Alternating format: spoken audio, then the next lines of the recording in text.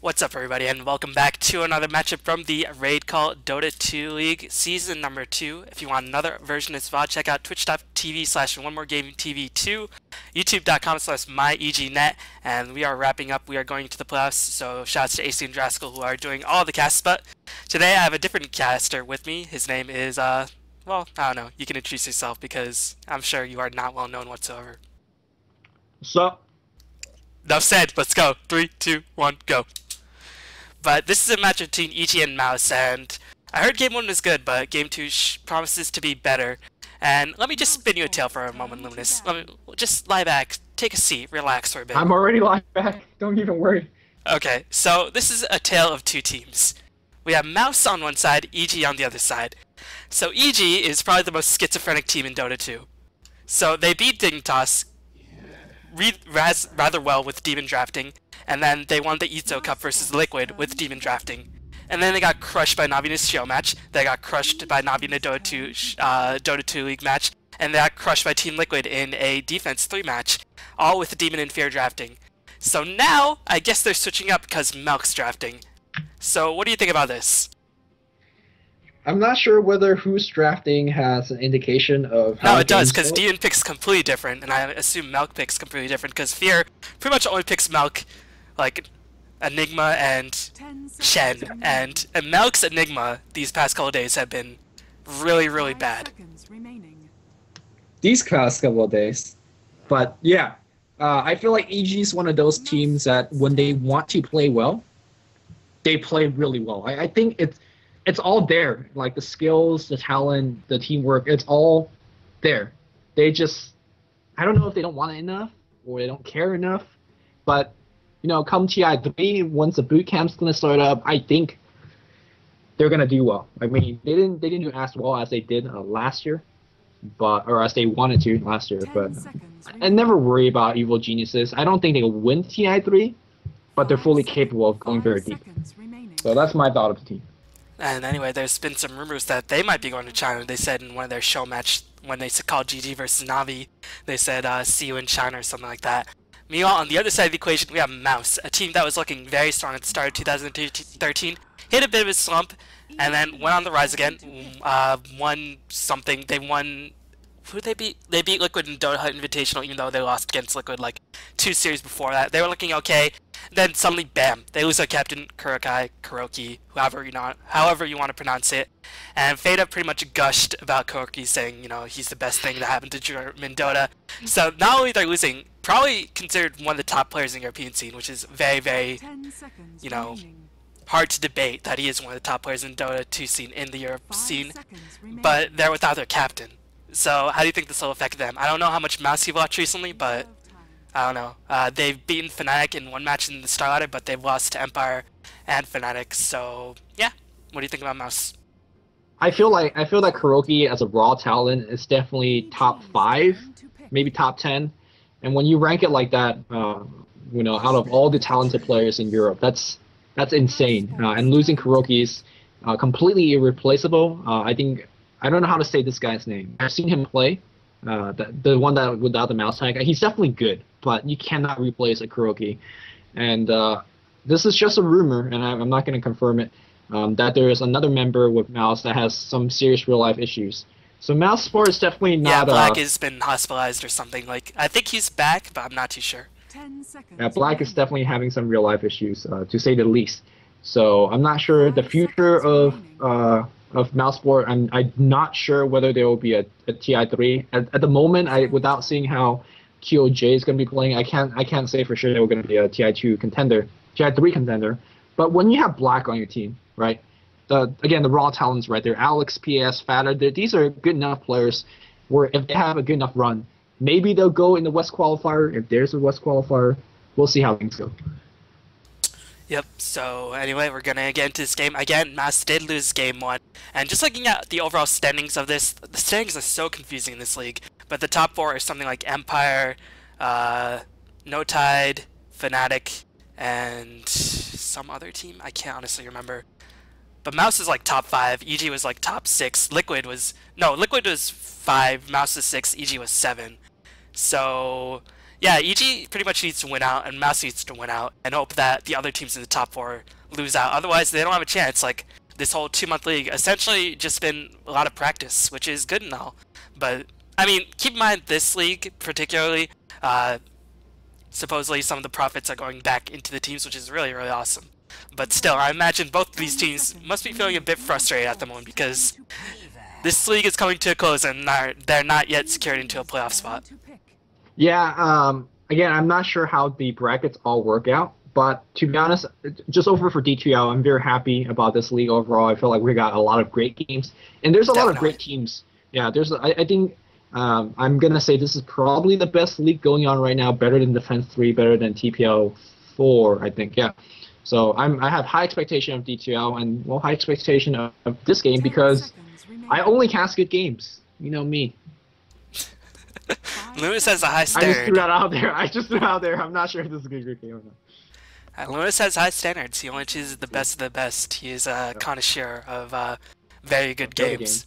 Yeah, there you go. Hey, you said, you know, if you can learn something in the Stomp, you'd cast Stomps, but I don't know. You do have quality control pretty hard on your channel. Anyway, picks and bans, Evil Geniuses. They had Jail run Nature's Prophet in Game 1.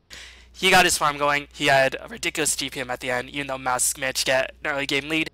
Jail's Nature's Prophet really came through at the end, so maybe Melk seems like he favored Jail Nature's Prophet. I don't think Melk will pick up Enigma, considering he's done so bad with him. So maybe he'll pick up something like an Undying. I think Melk does pretty well with Undying. Maybe he'll pick up a Trial Hero, or a Chen. But as it is, some interesting picks and bans thus far, seeing Weaver and Nature's Prophet in the opening 3 picks. And even Jakiro, who's made, and Leshrak as well. Seeing all 4 of these picks who are not normally seen in the first phase come out is pretty unusual, to say the least. Yeah, so going back to Enigma real fast, I probably don't think EG would pick Enigma, even if they Melga's, you know, on a tier with Enigma, because Darkster and Jakiro are both heroes that has big AoE crowd control. So if you don't shut down both of them within a black hole, then your black hole is not going to last for a long time. On the bans here, we're going to see Brewmaster being taken out, as well as Shadowcopter and Lifestealer. So a lot of carries being banned out by Malsport. Weaver can be your number 1 carry, although I felt like this hero, he does better in higher pace games. You take advantage of a Sakuchi. He can farm, he can get your Link in and your Radiance or BKB, whatever. Ion Shell Sakuchi, too good. That could be it, but I feel like this hero, if you were picking up Weaver, you want to have somewhat of a high action pack game. So, I mean, if you're expecting to do damage with Iron Shell Weaver, then you want the game to be taking fights around 25 minutes in, right? You don't want to go 40 minutes when the other carry heroes, BKB or whatnot. We do see a Puck being banned out, so Evil Genius is not really giving away too much. All they're saying with these bans is like, we want to not lose in team fights very, very badly. Evil Geniuses seems to want to go for a lot of pushing, considering that they both have Nature's Prophet and Leshrak. Yeah, Mouse ban now. Gyro and Lifestealer, both of some of Fear's trademark carries right there. Fear, if you ever watched his Gyrocopter recently, he picks up Shadowblade, and they basically just ganks instead of farms. It's pretty cool to watch, as it's definitely been special. Not sure if, I mean, he's always played pretty well in those games, but they haven't been winning with that combination. But EG might take this time to experiment with a bit. Meanwhile, Mouse banning out the Magnetar, saying, okay, we have Vacuum into Ice Path, we don't want to give you any measure of team fight on your own side. So far these bans seem to make sense, and just looking at the lineups, at this point, I can't say I've watched game 1, so I'm not too sure what lane Nature's Prophet was in, but I'm gonna guess, since it was Jail, it was probably mid. And then Shadow Demon Leshrak could be a defensive tri-lane. Meanwhile, Mouse, Weaver most likely gonna be defensive tri-lane, because Jakiro, I think, functions a lot better in defensive tri-lane. But, so far the lanes seem very, very vague. Yeah, they do. Just one thing about Nature's Prophet is that lately, when the teams are laning the Nature's Prophet, they always make sure that he gets a 1v1 lane. Obviously, he's not going to beat a tri-lane, no matter how many tree shenanigans you try to do. But in terms of the 1v1 matchup he has against him right now, Darkseer flat out beats Nature's Prophet. Weaver flat out beats Nature's Prophet as well. So, if Mouse could predict where Nature's Prophet's going to go, they're definitely going to have a lane advantage. Queen of Pain also flat out beats Nature's Prophet, so maybe shift the MP into the jungle, maybe just take it up your butt for a bit and try to gank and push down tower. I'm not sure if you do lane Nature's Prophet without pulling him significantly, he's going to win that lane.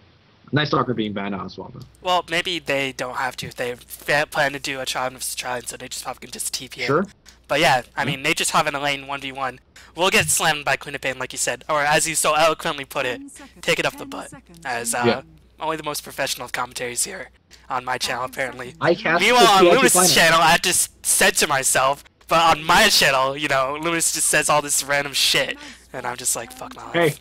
I just want to let it be heard that B-Ball's channel is a lot more cooler, dude, not since we disabled our pub adventures, you know, they just haven't been cool anymore. Man, I can't make pub adventures when you played 3 Beastmaster games and they ward off your stack, like, and then after you do a restack, the whole fucking team comes and take your stack. Oh man, I have nightmares with that last game when I was playing Bat. Anyway, Tidehunter being picked up by EG, so interesting, as again, so far their lane seems pretty vague, and we're going to see Undying being picked up by Mouz. So they could be potentially running an offensive Tron, but I think Weaver most likely will be defensive. Maybe they're predicting EG will run an offensive Tron, because so far they have 3 casters, so they have no hard carry, so they could put 3 casters in a offensive Tron and then put a hard carry in their safe lane. I'm not too sure what the Undying last pick signifies, but there we go. Bloodseeker, what we've been waiting for. Oh man, so a couple of months ago, and up to a couple of weeks ago, I really believe that Bloodseeker is a poor man Night Stalker, because, you know, they sort of do the same thing. And against this particular lineup, Bloodseeker is so good. Sakuchi basically gets shut down once Rupture is on you. You cannot backtrack it, for those of you guys who are wondering. And obviously the silence is so key against Queen of Pain as well as Weaver. Now, it gets a little bit dicey because you're giving them a lot more damage output. That's how Blood Rage works. But the cool thing is that you can always give it to your teammates and give it to yourself. Again, a couple of weeks back, I saw No Tide do this. Put the Blood Rage up on a gyrocopter and take a 4-stack Ancients easily. So there's a lot of application of Blood Rage, and I feel like Bloodseeker is a very underused hero for good reasons, but let's see how EG is going to be doing it. EG fair playing the Bloodseeker in this game. Anyway, it's okay that I'd push the talk on. They didn't actually hear that, but I appreciate the sentiment, as you read. Also, one cute thing I want to point out. I saw Milk pick the Bloodseeker, and then after they pick your hero, Fear was like, no, swap the hero, you get tied. No, like apparently they've just been doing a lot of swap mine games, but Melk has always said Bloodseeker's been one of his favorite heroes for basically Bloodseeker and Axe are his favorite heroes of all time in terms of pub games. So I think that might be a reason why. But just considering Fear looks like he's pulled a decent amount of items, so he's just gonna be handled. He predicts a Darkseer in his lane. Yeah, he got pulled himself. Yeah, he's going to predict there's a Darkseer, and I think he does pretty decently against Darkseer, because he can just, you know, last hit creeps on the tower and then get his HP back from Iron Shell. In theory, yes, you can do that. Double Iron Shell, in my opinion, still beats out every single melee hero. If he doesn't want a double Iron Shell, he can start farming Ancients. If you want to trade farm against the Bloodseeker, yeah, but then he can just silence the Darkseer, so he can't double Iron Shell. Right. I mean, you're saying that he has a lot of skill points. If you're putting a lot of points into your Bloodthirst, which he will need to do so, Blood Path, excuse me, because he needs to reach on an HP. He's also not maxing Blood Rage. He's also not putting lots of points into his Thirst, and you can see it. QOJ already starting a double Iron Shell, and sure, you have South Shield and Quelling Blade, but he's gonna lose quite a bit of HP.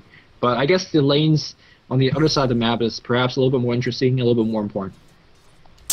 Yep, as I think I might be 1 second behind you, so I'll just speed up for 1 second, and there we go. As just looking at the other lanes, it is going to be an offensive child with Melk handling the Tidehunter. As so far, Fear is being driven off the lane quite a bit, but look at how much HP regens just from last thing, so he should be okay in theory. Nature's Prophet should get slammed, so the focus should be on this tri lane. And so far, looks like the Radiant supports are not really contesting it at the moment. And I imagine they will try to contest it very soon, as there might be an engagement. Here comes a disruption onto Jakiro, as Demon is going to chain the stun onto Paz. Here comes a Gush, as Paz is taking a lot of damage, but gets a 3-man Ice Path. Paz does end up sacrificing his life, but Weaver does pick up a kill in exchange, and now it seems Beat is going to be on the run. I think Beat is going to die, so it's going to be first blood for 2 kills. Probably not worth it if you give Weaver both of them. I guess we'll find out, as here comes Milk with a block, but you can't block. Shikuchi Splitter almost in time, but still unfortunate, as Black picks up a nice double kill, really feeling his farm. And again, first blood is nice, but giving double kill to Weaver, not so nice. So I want to really jump back to the top lane real fast because Bloodseeker is the hero that we don't see often. So I want to talk a little bit more about it. Normally, when Darkseer cuts your creep wave like that, that's a very, very good thing to do against most carries because they will lose out in terms of a lot of regen, and you can't keep up with Darkseer's farm like this. Against Bloodseeker, I think this is completely the wrong thing to do because Fear will be comfortably last sitting under the tower, and I think level 1 Bloodbath is all you really need in between some regeneration, tango, and then maybe even popping that salve. But yeah, I feel like QOJ is playing this wrong completely, and that will allow Fear to not even put ball lane as Melk is going to be engaged upon once again by Black Ace. Here comes the TP by Jail. Weaver does pick off Melk, and meanwhile, there's all havoc breaking loose. Black is going to be in a bit of trouble. One more hit might clean up the kill for Jail. As 6 Magic Wand. 7 Magic Wand. He's going to be completely fine. He's going to use a Magic Wand right now. He's going to go right back here for Jayo. Jayo already down to about half HP. Meanwhile, his mouse team is chasing J-Hood into the jungle. There's a disruption going on. Jayo down to about quarter HP. Can they get nice Ice Path onto 2? But can Alex secure the kill? He's going to have to K. He's going to try to get the K, but the lightning comes down to get the kill. Man, that engagement, the importance of Magic Wand and the importance of that TP coming in from the mid lane, but the question is, how much farm has Queen of Pain been getting? Now, Queen of Pain just bought out a haste rune, so he wasn't able to get too much farm going on without Jayo being there either. Yep, as just looking at the overall CS, Queen of Pain, Jayo has 3 CS compared to Queen of Pain's 15, although Jayo did TP, and it seems like Jayo was getting pretty beaten hard. Yeah, to put it lightly. I mean, if you look at the item...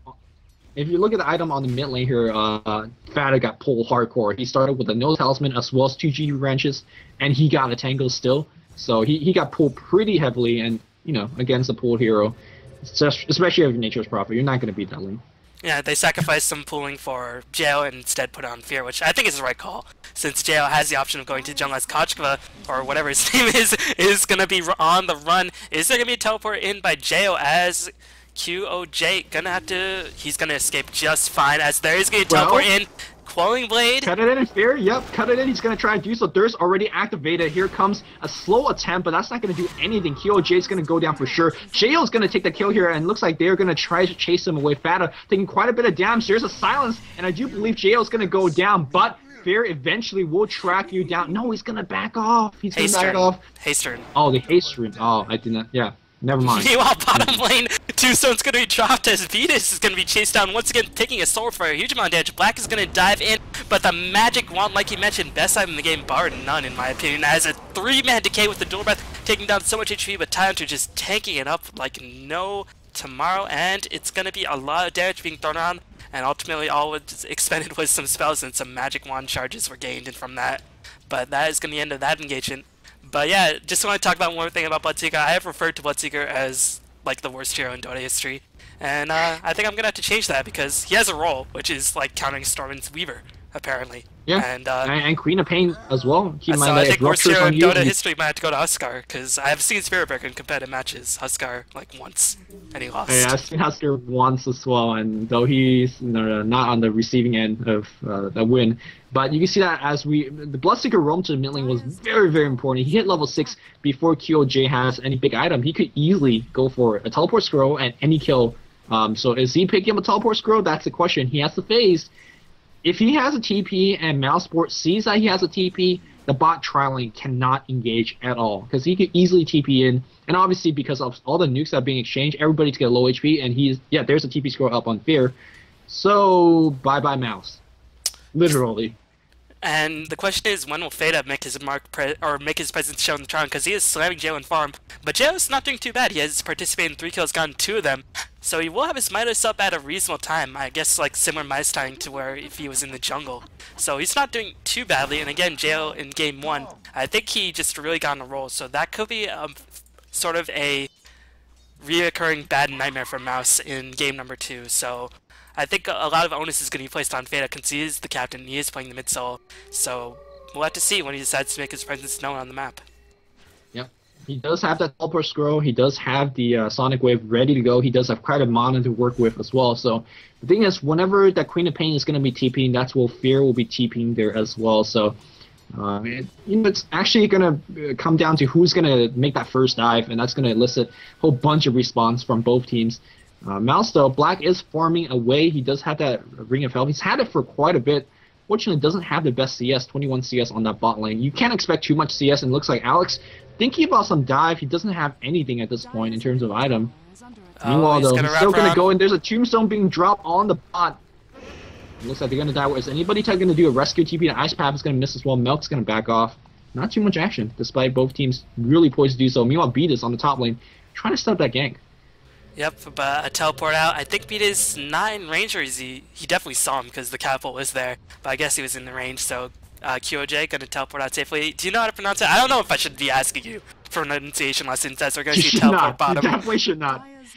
But Fear gonna cast the Rupture onto the Weaver. Weaver not yet has time lapses. He's gonna Shikuchi away and then just take the damage for a little bit. As Fear is gonna commence his dive. Here comes the Sonic Blade being casted, but he's gonna get immediately silenced. Jail is gonna end up dying right here. Weaver is now blocking the offensive. Level 1 Rupture, very, very short duration. As Alex is gonna be on the offensive as well. Queen of Pain gonna teleport and pick up a double kill on Milk. And Demon gonna sacrifice to him to neutrals, but keep in mind you still do get gold. Do you get experience if you die to neutrals? Yes, you do. Yes, you do. I think viewers have told me, and I just always forget every single time. So what's the benefit of actually, you know, dying to neutrals? Somebody doesn't get the last hit? I guess, yeah. I mean, if you don't want your the enemy Queen of Pain to get a full 200 gold to finish whatever item that she's trying to finish, so I guess not bad.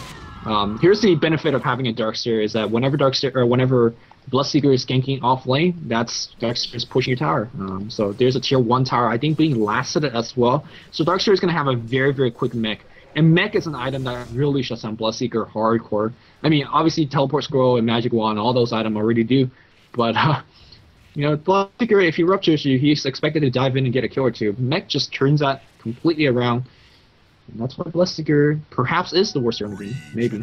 Nah, you know, he's seen 2 times in the same tournament. Dang, that is a lot. Has he won both games? Yeah, well, I mean, this is the second game, so I don't know. But has he won the first game? Yeah, he won. No tied, remember? Oh yeah, no tied. Obviously, I just talked about that. God, Lunas, you're getting too old for this shit. Your memory's going.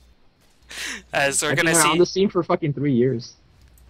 Almost your 4th, bridging on your 4th. I'm gonna have to buy you a fucking AARP Dota club. As we're gonna see Demon pick up some experience on the middle lane. EG trying to do some tactics, gonna get their supports a bit of experience. Because right now they're being pressed down quite hard as Milk, only level 4, won't have level 6 for quite a bit. Demon has a face boot, so he'll be moving a lot more quickly as he can, but there's so much chasing on the side of Mouse that I don't know if phase boots is necessarily the best build for Demon, but still getting him experience definitely. I mean, Leshrac, I'm always a huge fan of getting farm and items on him because I think he gets just so much more explosive. And again, since he went the Lightning build in the trial and he wants to have some points at Edict, so getting some experience makes a lot of sense here. And Jail, on the other hand, finished the Midas, and he is going to have his boots up very soon, so Jail might start to become a problem very soon. So the question is, I think Mouse are going to have to take more frequent team fights, even though they do have the Weaver on their side. Yeah, and taking more frequent team fight, once you have the threat of the Ravage, it's going to be decent. Obviously, Rupture is not exactly the lowest, or not exactly the highest cooldown spell, especially when he hits level 11. I do actually like the phase boot on Leshrac, which I don't generally say much because that hero needs so much HP, and he's sitting at 600. Normally that's a death warrant, especially against a hero like a Queen of Pain. But you're up against a Weaver, that swarm's gonna be so annoying, and you just want to put as much distance between yourself and those heroes. Now, obviously, the Radiant hero does have a lot of good chasing power, but that's exactly what Bloodseeker is for. The silence as well as the Rupture really, really discourage chasing and diving into a Leshrac, especially through a Shadow Demon as well as a TIE Hunter. So I guess face is not that bad, but positioning is obviously the best way to make sure that you're safe. Meanwhile, Fear just gonna farm up, gonna have the Shadow Amulet up, so he's gonna go for the Shadow Blade. Shadow Blade definitely seen a resurgence, so Pino is right all along. As the attack speed change definitely helped, but yeah, Shadow. You mean when Shadow Blade got buffed, the Pinos were right? Yeah, dude, Pino's always right. God, why you gotta be so... As we're gonna see a gank attempt on Fear, Ice Path, Vacuum, all gonna be synergized well as Fear is gonna die. Soul Up will be used to seal the kill as Fear gonna be thwarted from his Shadow Blade for a bit. And Bloodseeker is one of those heroes who doesn't really have that great of late game as there's going to be an engagement on the middle lane. Soul Catcher, Disruption, Splitter is going to do so much damage with the Wrath of Nature flying in. Sonic Wave going to pick up 1 kill, so 1 for 1 in that exchange where 3 people were devoted to it. Not the exchange, but you did trade up a Leshrac for a Queen of Pain, so I guess overall, all things considered, it might be slightly in EG's favor. I actually think it's a big win for EG because Sonic Wave level 1 has a long cooldown. That Queen of Pain will not be able to do anything. She's not going to teleport in a fight without the Sonic Wave, especially considering that there is a Bloodseeker on the map. So yeah, trading that 1-for-1 kill, even though it was 3v1 engagement and it came out 1v1. Normally you say, oh man, Mouseport ahead, but I'm going to agree with you here. I think EG slightly ahead, and now especially with Melk hitting level 6 on that bot lane by himself, got that EXP with teleport scroll up. And this game looking pretty poised. EG now could go for those aggressive pushes if they want. If they want to keep playing this ganking game like they have been doing so far, they could do so as well. They're going to try to get a gank here on Black. The question is, yeah, Bloodseeker is right there. There's going to be a silence, there's going to be a rupture. Easily picking up that kill. Well, he's going to try to teleport out with a silence and a couple of right clicks. 5 EG members right here. And normally you say, again, 5-person ganking one. Is that really good? They're going to get a tower on top of that, and they could even go for a tier 2 if they want to do so. Radiant, no, they cannot defend. Not against a TIE Hunter with level 6. So they're going to try to push both mid and the top. And I think this is the correct response for them as well. Both teams playing rather well, actually. Your mic is going a little bit crazy right now, so... Call me back? Yeah, I'll call you back. I'm just going to pause it right now at 25:27. Skype into something like Raidcall. Shouts Raidcall was sponsored this tournament, or Mumble or anything. But anyway, Mechanism's going to be used, and it's going to be 2 towers to 1, so Mouz definitely coming out the victor in that exchange. But keep in mind, they lost some of their mid-game, or their late-game advantage in the form of Black dying right there, so not the worst exchange. And the question is, now that Ravage is up, will Mouz actually want to push again? They could definitely at least try for the mid tower, and I think they should. Maybe going for the Roshan is a little bit too ambitious, considering that they don't have too much DPS. But it's definitely, the game is on they're going to be playing on their terms, right? With the big Ravage up, the fact that they can always counter gank very easily. You can see Demon, switching up skill build a little bit, putting that 6 and 7 point into Edict, because that's going to be very helpful in the push. And obviously, you could always Oh, gank. Fear! Look at Fear! Yeah, he's just hiding with Shadow Eminence. Something like, never seen anything like this. There's a rupture. Did Black see him? Was he invisible? Did he see him in the creep wave, or no? He just literally stood there and waited for the whatchamacallit to come. Stood with Shadow Amulet. Okay. It's like the first time I've ever seen Shadow Amulet did anything. Yeah, Shadow Amulet only good for the attack seed. As remember when we did the patch analysis, we said Shadow Amulet bad, Shadow Blade good, and yeah, I guess Shadow Amulet not that bad. I don't know. I mean, look, that item's been around for how many months? And that's the first time we've seen it actually do anything? Yeah, dude, that's all that matters. First time. One-time thing, man. Yeah, all you need is one. As we're going to see a push attempt on the bottom lane, and there is going to be rotation in. Melk is going to be closing in very soon, so he does have the Ravage up, but Mouz taking down HP from this tower quite rapidly, as Black is going to farm mid lane. Vacuum going to suck Melk in. He's going right into the Ice Path, and Mouz going to just take this time to get that guy out of there. No, they want to fight, and they're going to get 2-man Ravaged. Meanwhile, Queen of Pain blinks back in, but she's going to get immediately silenced, so it's going to be so far a 2-for-2 exchange. Fear is on the pursuit. KyoJ is going to teleport out of there. No, disruption, just too good, and KyoJ is going to die as well. Meanwhile, where's Quap? Quap gonna be forced to retreat, so it's going to be a 3-for-2 in favor of EG, but they Mouz did get a tower. And Black didn't get any experience, so I'm not too sure. I think that was slightly in EG's favor, all things considered. I think EG took a bad fight. Fear. Despite how the fight ended up, I think they took a really bad fight. Normally, when you have the tie, you could easily defend like that. But first thing first, they ran past a TIE Hunter, or excuse me, they ran past a TIE Tombstone. God damn it! And obviously, the Queen of Pain did a very good job. I think they really should have just gave up the tower because Fear did not have Rupture. This is the lack of. That's why Bloodseeker's not that good.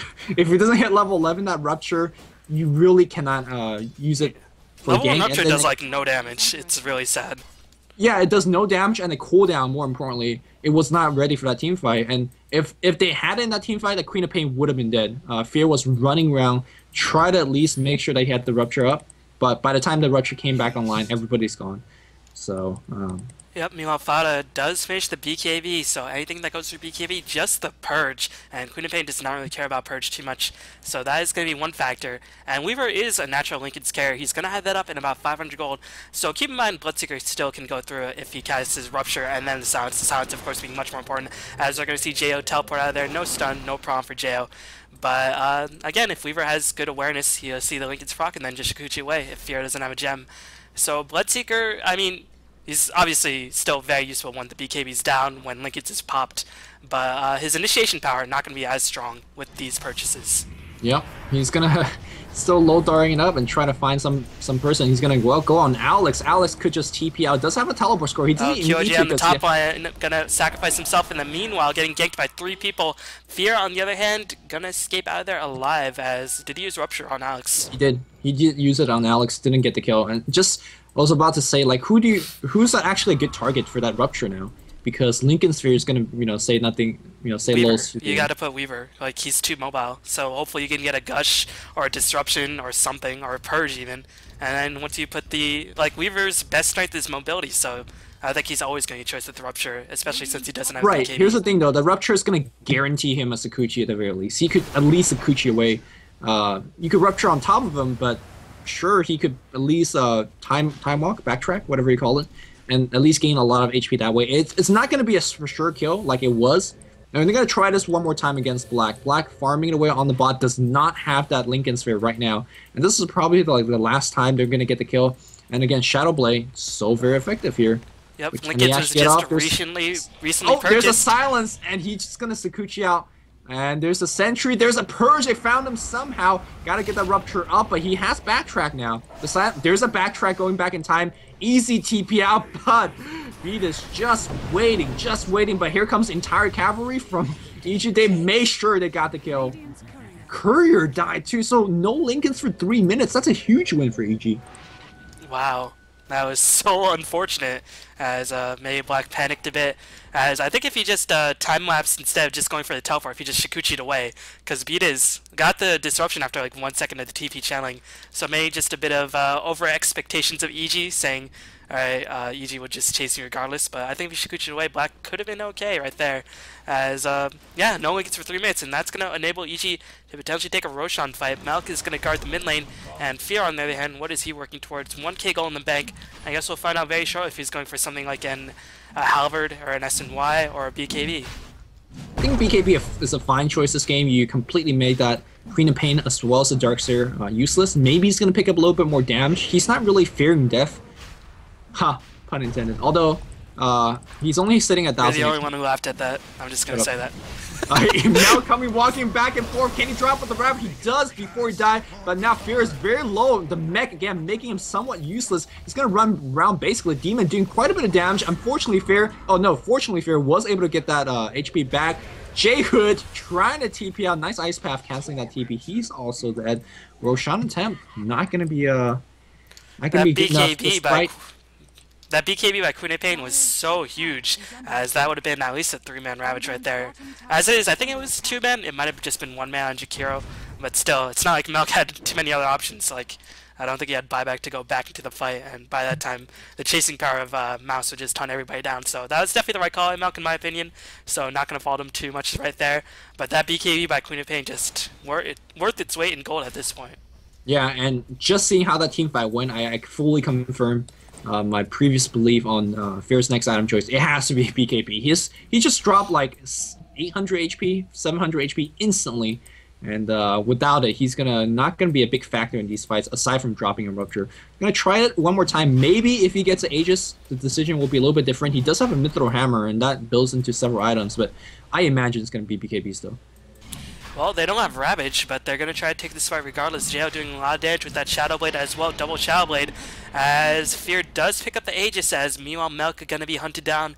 And just checking out the detection. No, Undying does have 2 Sentry Wards, only level 6, so he's struggling. And Darkseer has a gem, that is really, really important with double Shadow Blades on the opposing side. And Darkseer going to have to make sure that he's always in front, so he can at least see everybody. But well, the danger of him being in front is you can't get silence as well, right? He's going to be afraid of the silence coming in from the... Well, at least he can pop a mech, I guess. Sure, definitely. Also, I think the EG team went for the Roshan there. Well, they didn't have Ravage, but the enemy team also did not have Wall as well. Beat is being caught out. He was invisible, and the gem fully reveals him, as he is going to die super easily. The Courier does respawn, as he had the Lincoln Sphere regardless. How did he get that? I guess it wasn't even on the Courier. Maybe they just sacrificed it anyway. So that's going to be a bit unfortunate. Fear is going to charge in. Got to get Shadow Strike, and he might very well die. There is a gem in the picture. Fear, what are you doing? As he's going to get camped. Well, Fear now is going to die a second time. That Aegis being completely useless. PAS is going to go down to nice spur from Demon, but now the Queen of Pain comes in, doing all sorts of damage. BKB still have walls back up here. Ravage up. Ravage just cooled down if they want to try to take this. There's no damage, though. There's no damage up on EG because Fear is still dead. They're going to back off with no Ravage, but I think that was just... I don't want to flame EG, but that was just a really elementary mistake. The player of that caliber should basically check items all times. And the fact that Shadow Demon died should say, well, how did they have detection? Did they have Sentry? Did they have Gem? And then Fair still dies on the exact same spot, so... Yeah, I'm just gonna say, you know, if it was a Demon or Milk feeding that, it would just be like, oh my god, EG throwing. But it was Fear. Fear, to be fair, has played so well sometimes recently with the EG despite them losing. But, you know, I guess even... he can make some mistakes. He is human. All Dota players are human, except for I can't pinpoint a single player making this mistake. I think that the team itself, like whoever that's checking items on the team, should say, "Oh my God, gem on this guy." Careful. Yeah, BLOODSEEKER should have just said, "Yo, I was in Viz. How'd I die?" Yeah. So it happens. It happens in mistakes. But the thing is, these mistakes are very costly, especially to the BLOODSEEKER, because he's not one of those like. He's very much like a Queen of Pain, like a poor man's Queen of Pain. You have to be getting a lot of kills to make that hero worth it. Eventually, his Blood Rage is only going to be... It's going to be a silence, but also at the same time, it's going to be a lot of damage increase for the enemy team. So, you know, I'm not sure how this game's going to go, given the fact that they have lost a lot of towers, more than I think they should. I mean, when you have Prophet and Leshrac, you expect to be ahead in terms of tower count. Now they're down by 3, and they only got 1 themselves. It's not looking good. Well, we forgot to mention, Prophet is still in the game, so that is going to be an option. He does have the ultimate orbs up, so he is going to go for the Hex. Hex onto somebody like the Weaver. Again, Linkage will disable, but there's just so many single target disables. If quite frankly we can't disable them all, it might have just been better for Weaver to go straight up BKB this game. He might have to go Pinoy build and go Linkage into BKB, but he's going to go for the Manta style. And hopefully disable, you know, a silence by the BLOODSEEKER, which is obviously why he's going to get it. And of course, Manta style definitely good, but Ravage is up. The question is, do EG want to defend this tower? As they're going to get 2 towers in exchange and defend their tier 2 at the same time. Queen of Pain's going to teleport in, is silenced, and this is the key for Fear to get the heck out of there. So EG taking 2 towers for none, definitely going to be a very, very huge boost in momentum. Yeah, I mean, you expect them to take these outer towers, especially when Nature's Prophet gone for the Shadow Play, a very, very good split pushing item. Those are the goal that, you know, you're happy to kind of stave off the EG team as much as you can, but eventually they're going to pick it up, especially when this game gets later and later, when the creep wave gets bigger and bigger. But Mouzeport right now at least enjoying their momentum. Yeah, look at Fear. He's doing it again. Yeah. He's doing it again. Oh, he's going to force the BKB. So he's going to force it. It's not going to do too much. Well, it's a force if you're going to get the kill. He does have the monopositive wand. Oh, no, Fata! That was a kill right there. He got disrupted into Purged, so... Yeah, he was just so close. Like he was just like a couple of millimeters away from the Scream of Pain hitting the BLOODSEEKER, and I'm pretty sure a couple of right clicks would have done the job afterwards. Yeah, the Purge definitely helped it. As a vacuum onto Beatus. Yep, meanwhile on the top lane, while Beatus is gonna help save the life of Fear, he might very well end up turning his life of his own, but like you said, on the bottom lane, Alex is gonna get killed by Melk as well as Demon, and again, Melk holding on to the Ravage as, yep, Beatus is gonna waste a lot of Darkseid's time, but still, saved the life of Fear, and they got a kill in return, so Beatus definitely doing the smart move right there. But so far it's 16-17, and I was just gonna say, Demon just picked up his BKB, and that is gonna be pretty big, because at this point he has 1150 HP, and EG, I don't think they have a mecha up on their side. Tidehunter building towards the pipe. But still, Demon, relatively tanky, has higher than average base movement speed, and does a lot of damage against a team with no pipe up just yet. So, Leshrac could be getting very, very scary very, very soon. And no matter what people say about Demon, how he's a big flamer, how he jokes, whatever people dislike or like about him, that this decision making in this particular game just shows you how smart Demon is. I mean, the item choice, like you said, no pipe on the enemy team, but critically, no physical damage output. Queen of Pain's going to do some. Black eventually is going to do some, but at this point, that BKB allows him to charge the entire team, charge in against the entire team, and basically force the focus on him. Nice lightning. Oh, they're going to force a blink, right-clicking coming from Fear. If they force a BKB, that's fine. They're going to kill him as well. Oh, nice Mouse, did they really want to fight this? Yeah, Tombstone really poorly being dropped. BKB's going to get pop on Demon. You can see he's just going to town with these 2 support. Alex is going to go down now. He's going to be chasing on PAS. PAS trying to juke, but you can't really juke, especially when that ghost is on you. Yeah, Demon pops a BKB, gets a double. He's probably gonna die here, but he's done his part. He's gonna pop the dust as well. Now it's gonna Mousesport's on the retreat. Demon chasing as well as Jayo's chasing, but winning that big team fight, especially forcing a BKB out before they won that team fight. Mousesport's on the back foot all of a sudden. I think this is sort of the moment where we're starting to see Kuroki being missed because Fada, I think he said in his blog he's not really that comfortable yet being a captain, you know, when he was saying how awesome Kuroki is. And, you know, to be fair, Kuroki, obviously a very strong captain, and he definitely improved his skills. But yeah, I guess the decision making behind that is like, EG's in such a good choke point, this is a perfect opportunity to get a vacuum wall. But what damage do they have aside from Quap at this stage in the game? Not really too much.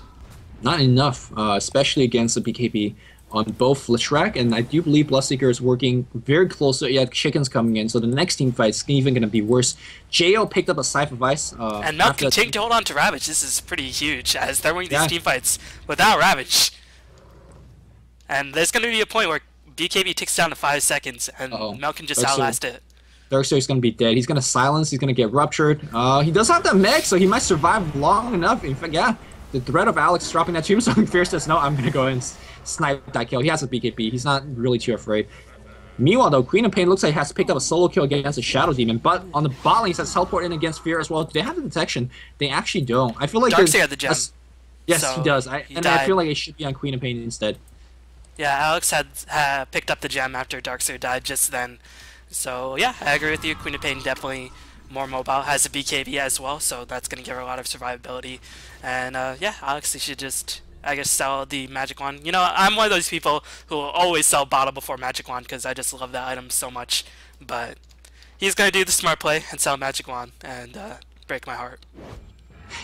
Normally, I'm in agreement selling the bottle first as well, but Queen of Pain's mobile enough and the mana's important for her enough, especially when she's went BKB first, where you know the regen is very, very significant. And when you get like a regen rune or a double damage rune in fight, that could really turn your hero into something special. So I think Harrison, or webmaster for DotaCommentaries.com, he and I had a long debate once where about the idea of getting a bottle on carry heroes, like think your standard carry hero like Void, Anti-Mage, PL, and how significant, how big of an impact a double damage or a haste rune would be, or even a illusion rune for a lot of the agility carriers in the middle of team fight. So well, just applying that idea. Yeah, I mean, just to sort of expand on that a bit, a lot of the carries go for Manta and BKB, so there's questionable how good bottle would be. And it does take up an item slot, but yeah, I mean, it does. Mid-game, mid-game it would be really, really, you know, big. For 600 gold, get a DD or a haste rune in a mid-game team fight, that would be super useful. As Dale going to teleport on out of there. No, he's going to get vacuumed back. Ice Path is going to be in the works as well. Iron Shell, as Dale just going to try to teleport out of there, going to get hexed as well. As I suppose Queen of Pain finished up Hex. Yes, she did. So I guess she figured that up just recently. And that's going to secure the kill on Jail, as Roshan going to respawn in about 50 seconds, or 30 seconds. About a minute. Yeah. The key kill about Nature Prophet there is they picked him off farming, and his Midas on CD.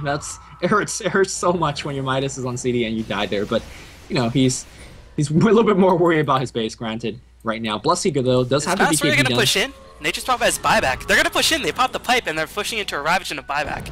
Not too sure about this choice. Maybe they didn't. Yeah, they're thinking that this is their only chance to win right now. And here we go. They can focus right on the Shadow Demon. Shadow Demon's dead, but the Ravage drop. Sonic Wave is dropped there as well, but Demon just, again, doing a lot of damage. Wall is dropped. Where's the vacuum? Black taking a lot of damage. He is on the run, and Mel gets chasing in. With the Ravage done, he's just a big moving creep. PS gonna slow down everybody's chasing, and that should be it for the fight. But again, here's the power of BLOODSEEKER on the chase. He sees Black. Can he get off a silence? He does right before Lincoln cools down, and the teleport forward here from Jo.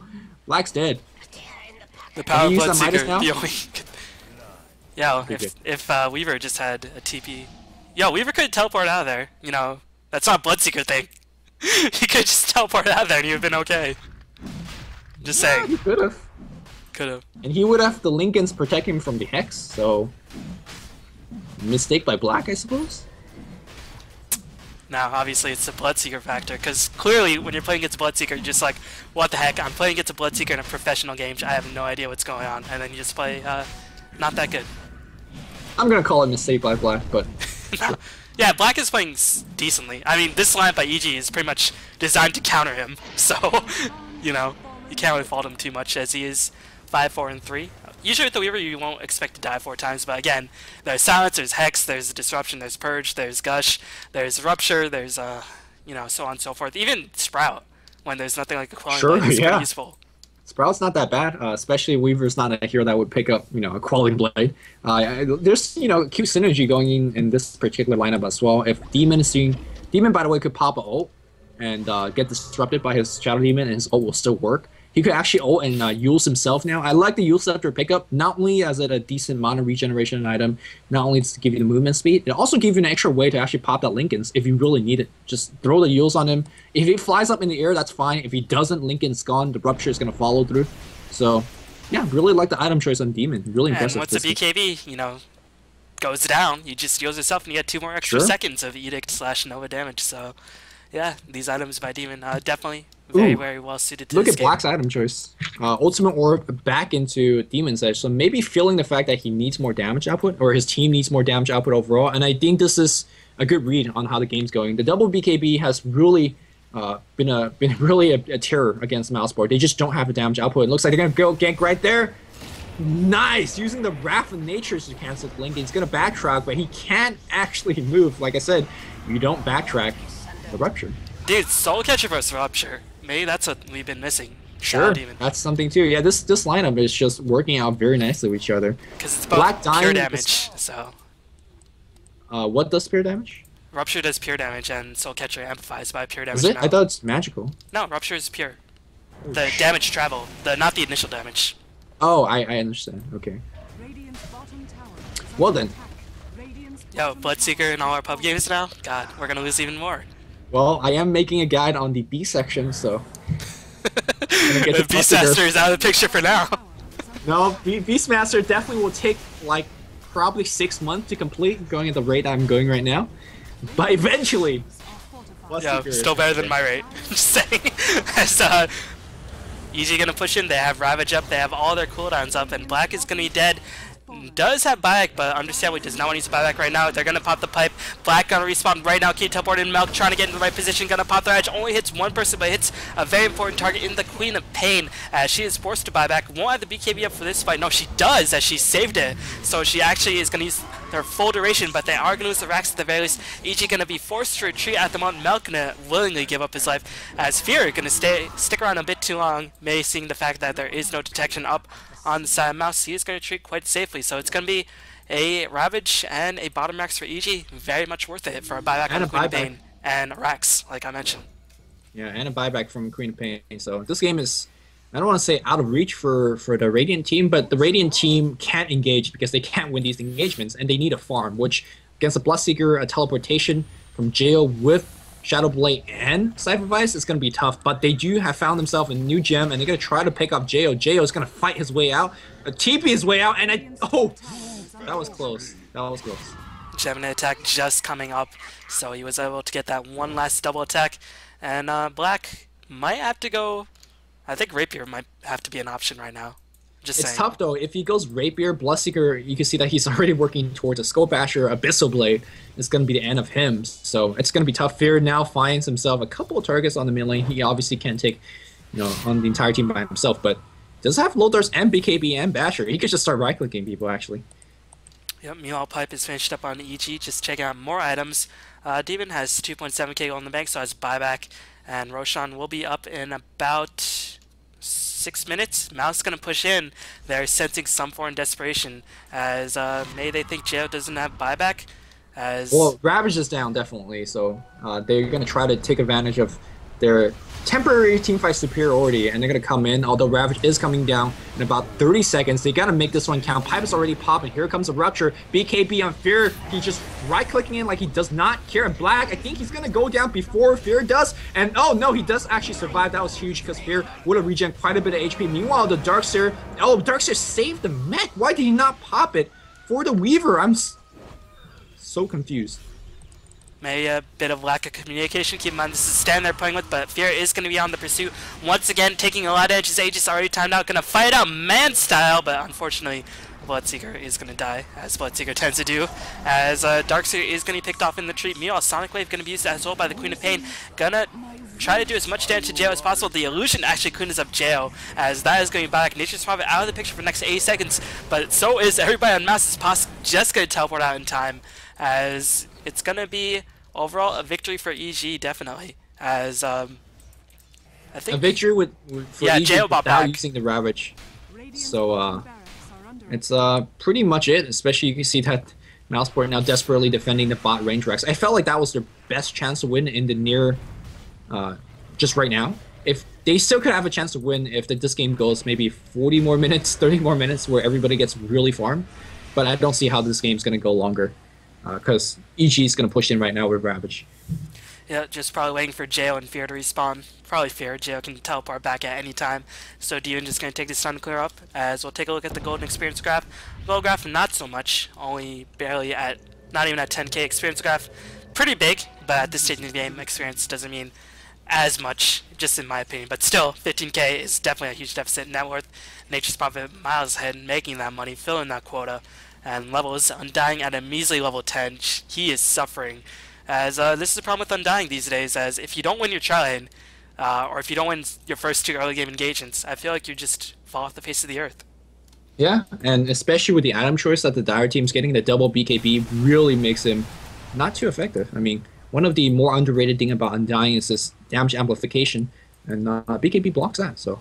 Oh, they do see Alex. Alex is going to be dead. He's by himself. There's Gush Rupture on top, and... Yo, 50-second cooldown on level 3 Rupture. It's going to be up by the time they push into the racks. So maybe Mouse want to defend their tier 2. MKB has been fished by Black, as Fada, I think, has bought back recently. Yeah, he did. Just has some dust. As Nature's Prophet picks up a Desolator, going to help push, do even more damage. And Nature's Prophet on the back line doing this amount of damage is a pretty big deal. As we're going to see, we're going to see a push in by EG. And I'm not too sure if Mouse can defend this tier 2. They're going to have to try to defend it at their tier 3. But maybe they want to fight with the Rupture down. I'm not too sure. Yeah, actually, one thing that I think you and I have been mentioning, but one spell forgot is there's so many ways to cancel Lincoln's. The Lightning from Latrak.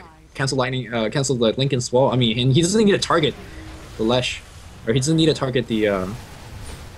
what do you call it? Well, Teamfight's freaking out. BKB gets pop here. Where's the Rabbit coming from Milk? He's trying to go for it, but he actually doesn't seem to need to do it. There's a Rabbit still ends up hitting just about everybody. PAS is on the run. He is going to be fine, but Bloodseeker also very low in terms of HP. He's going to regen. Well, he's going to try to regen, use his Blood Blast, but this team fight is not even close. The Radiant team on the run, and Cheo clean up duty as he teleports behind everybody. That was a magnificent Rupture. Wait till the Queen of Pain BKB was on cooldown and just managed to get at least 4, if not the whole team, like you mentioned. You definitely got 4. I count 4 people. So, yeah, really nice strategy by Milk, as maybe he's found his hero for EG, as, you know, Enigma not working out for him. GG's called by Alex, and no is the call by Fada, not GG, as Milk is just like, alright, whatever.